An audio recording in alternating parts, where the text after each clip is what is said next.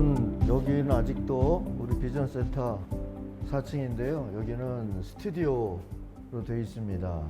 여러 영상 작업, 음향 작업들을 할 수 있는 방인데 아직 완비가 되어 있지는 않고요. 또 이렇게 오면 우리 녹음이나 녹화를 할 수 있는 작은 방이 또 하나 있습니다. 그리고 오늘은 우리 또 다른 배움터라고 되어 있는 401호 배움터 A실에서 아침 묵상을 진행하겠습니다.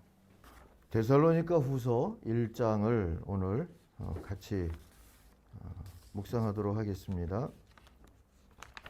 데살로니가 후서 1장을 읽겠습니다. 바울과 실로아노와 디모데는 하나님 우리 아버지와 주 예수 그리스도 안에 있는 데살로니가인의 교회에 편지하노니 하나님 아버지와 주 예수 그리스도로부터 은혜와 평강이 너희에게 있을지어다. 형제들아, 우리가 너희를 위하여 항상 하나님께 감사할지니 이것이 당연함은 너희의 믿음이 더욱 자라고 너희가 다 각기 서로 사랑함이 풍성함이니 그러므로 너희가 견디고 있는 모든 박해와 환난 중에서 너희 인내와 믿음으로 말미암아 하나님의 여러 교회에서 우리가 친히 자랑하노라. 이는 하나님의 공의로운 심판의 표요 너희로 하여금 하나님의 나라에 합당한 자로 여김을 받게 하려 함이니 그 나라를 위하여 너희가 또한 고난을 받느니라. 너희로 환난을 받게 하는 자들에게는 환난으로 갚으시고 환난을 받는 너희에게는 우리와 함께 안식으로 갚으시는 것이 하나님의 공의이시니 주 예수께서 자기의 능력의 천사들과 함께 하늘로부터 불꽃 가운데에 나타나실 때에 하나님을 모르는 자들과 우리 주 예수의 복음에 복종하지 않는 자들에게 형벌을 내리시리니 이런 자들은 주의 얼굴과 그의 심의 영광을 떠나 영원한 멸망의 형벌을 받으리로다. 그날에 그가 강림하사 그의 성도들에게서 영광을 받으시고 모든 믿는 자들에게서 놀랍게 여김을 얻으시리니 이는 우리의 증거가 너희에게 믿어졌음이라. 이러므로 우리도 항상 너희를 위하여 기도함은 우리 하나님이 너희를 부르심에 합당한 자로 여기시고 모든 선을 기뻐함과 믿음의 역사를 능력으로 이루게 하시고 우리 하나님과 주 예수 그리스도의 은혜대로 우리 주 예수의 이름이 너희 가운데서 영광을 받으시고 너희도 그 안에서 영광을 받게 하려 함이라. 아멘. 환난에도 빛나는 믿음, 이것이 오늘 아침 묵상의 주제입니다. 6절 7절을 다시 한번 읽겠습니다. 여러분에게 환난을 끼치는 자에게는 환난으로 갚으시고 환난을 받는 여러분에게는 우리와 함께 안식으로 갚아주시는 것이 하나님의 공의이시니 했습니다. 데살로니가 성도들의 믿음과 사랑이 환난 중에도 풍성해졌다 하는 소식을 듣고 바울은 기뻐하면서 감사하고 있죠. 이게 3절 말씀이고요.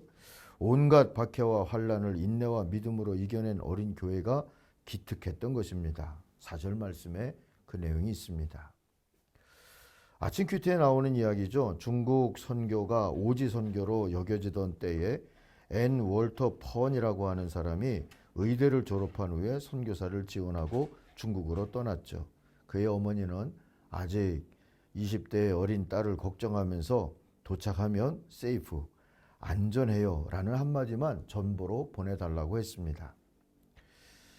얼마 후 앤으로부터 전보가 왔죠. 그런데 내용은 놀랍게도 세이프가 아니라 안전해요가 아니라 딜라이트, 즐거워요 였답니다.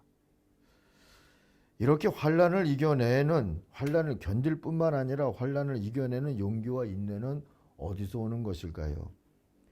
답을 말하면 주님이 공의로 갚으신다는 믿음에서 옵니다. 그게 오늘 우리가 붙잡은 6절 7절 말씀이죠. 믿음은 환난을 피하는 능력이 아니라 환난 중에도 하나님의 영광을 드러내는 능력입니다. 12절을 보세요. 이 소망을 12절이 말하고 있는데 우리 하나님과 주 예수 그리스도의 은혜로 우리 주 예수의 이름이 여러분 가운데서 영광을 받고 여러분도 그리스도 안에서 영광을 받게 하려는 것입니다. 하지 않았습니까?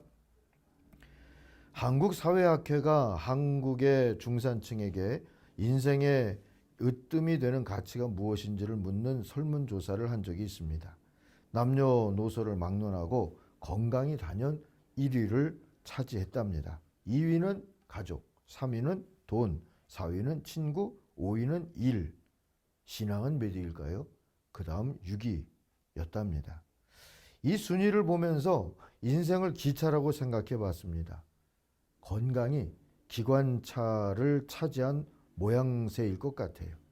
그리고 가족과 돈과 친구와 일이 거기 매달려서 가고 맨 뒷칸이 신앙인 셈이 되겠지요. 그러면 어떻게 될까요?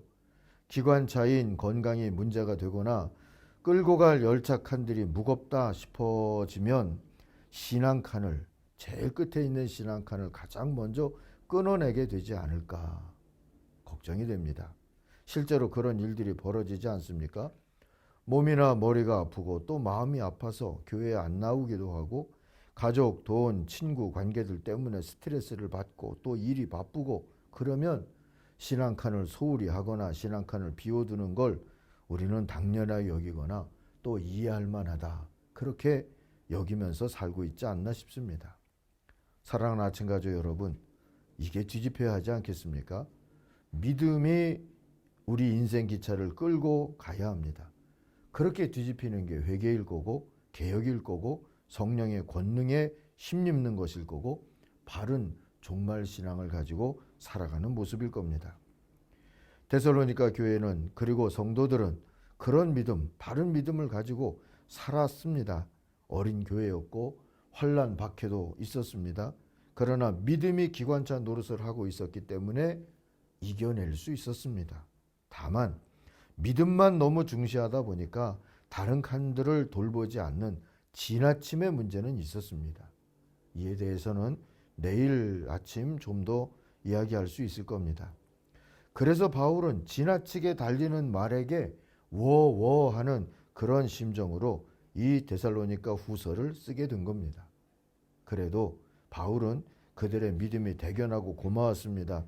그래서 하나님께 기도하면서 데살로니가 교회의 믿음이 자랐다고 보고하고 감사하게 된 것이고요. 3절처럼 또 4절처럼 그들의 믿음을 여러 교회에 자랑도 했습니다. 그리고 5절처럼 칭찬도 하죠. 5절만 읽어봅니다. 여러분은 믿음으로 스스로가 하나님 나라에 합당한 자라는 걸 인정받았습니다 하고 칭찬하지 않습니까? 그들이 가진 믿음이 어떤 믿음이기에 환난과 박해를 뚫고 씩씩하게 자신들의 인생을 끌고 하나님 나라로 달려갈 수 있었을까요?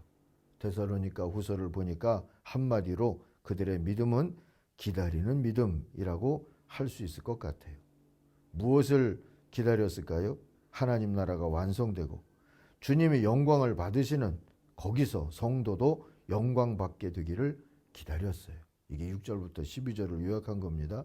그리고 어떻게 기다렸을까요? 바울의 기도인 11절에 그 답이 나옵니다. 부르심에 합당하게 주님의 일, 선한 일과 믿음의 행위에 부요하고 부지런하면서 기다렸던 겁니다. 우리도 그렇게 살아야 합니다. 구도자적인 진보에 전심전력하면서 기다리는 거고요. 길 위의 존재라는 것을 깨닫고 하나님의 나라의 완성을 바라보면서 기다리는 거고요. 그냥 멈춰서 뭔가가 다가오거나 떨어지기를 바라는 것이 아니라 우리가 바라보고 있는 그 방향으로 계속해서 전진하고 걸어가면서 기다리는 것이지요. 그것이 환난 중에도 빛나는 믿음으로 우리의 인생을 끌고 가는 모습이 될 것이고요.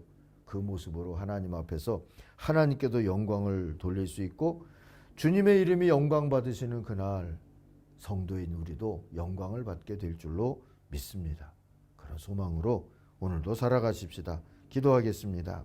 하나님 아버지, 환난 중에도 오직 기뻐할 줄 아는 믿음으로 우리들이 살게 하여 주옵소서.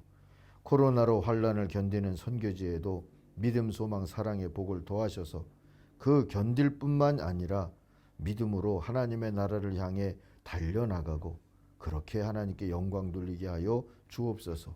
예수님의 이름으로 기도하옵나이다. 아멘. 하늘에 계신 우리 아버지, 아버지의 이름을 거룩하게 하시며 아버지의 나라가 오게 하시며 아버지의 뜻이 하늘에서와 같이 땅에서도 이루어지게 하소서.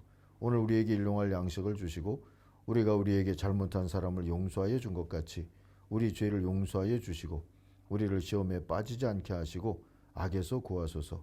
나라와 권능과 영광이 영원히 아버지의 것입니다. 아멘. 같이 기도하겠습니다.